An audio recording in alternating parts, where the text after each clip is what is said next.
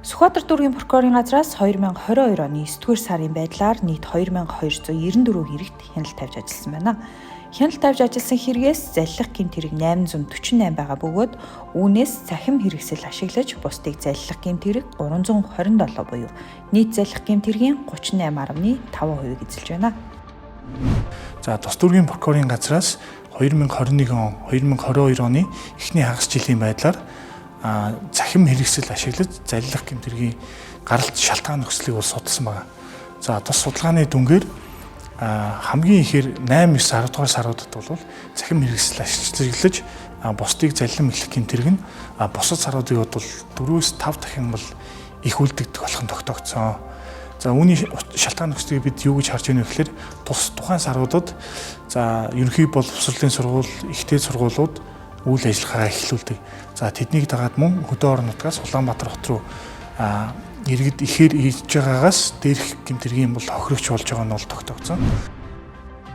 Баянзүрх дүүргийн прокурорын газраас 2022 оны 9-р сарын байдлаар тус дүүргийн хэмжээнд үлдэгдсэн захим хэрэгсэл ашиглаж бусдыг заллах гэмт хэргийн талаар судалгаа хийхэд өнгөрсөн оны мөн үеэс 3.1%-аар өсжээ.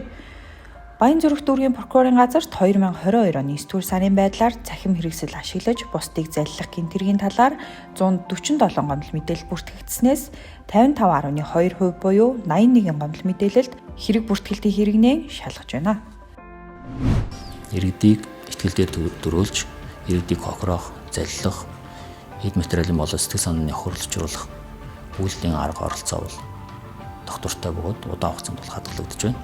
Тухайлбал ямар үйлдлийн арга оролцоо хийхэн байна вэ гэдгийг очицод бол 3 төрлийн арга бол доктортой байна гэж үзэж байна. Онлайн шоп буюу онлайн худалдаа гэдэг зүйлийг ашиглаж иргэдийн бараа захиалгын урьдчилан төлбөрийн дансаар шилжүүл авч залилдаг.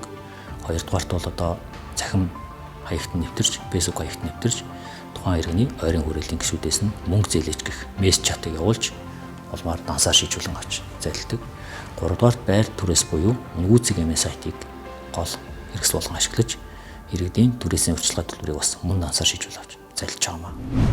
Иймд иргэд та бүхэн захим орчинд байршуулсан зарын дагуу урьдчилан мөнгө шилжүүлэхгүй байх.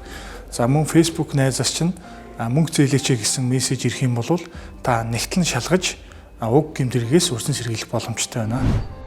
Захим хэрэгсэл ашиглаж бусдыг заллах гэмт хэргийн үйлдэлийн аргыг судлахад койн худалдах, худалдаа авах, онлайн дэлгүүрээс бараа захиалах, автомашин худалдах, худалдаа авах, захимаар зээл авах, сайтад нийтлэгдсэн зарын дагуу орон сууц түрээслэх, гадаад пассворт гаргуулах, гар утас худалдаж авах, гадаад улсын виз гаргуулах, орон сууц худалдаж авах зэрэг асуудлаар хуурамч зарлал, захим орчин түгээж, хөндлөнгийн хүний арилжааны банкуд дахь дансыг тохиолдлын шинжтэй ашиглан заллах гэмт хэрэг үлдэх тохиолдлууд хамгийн их бүртгэгджээ.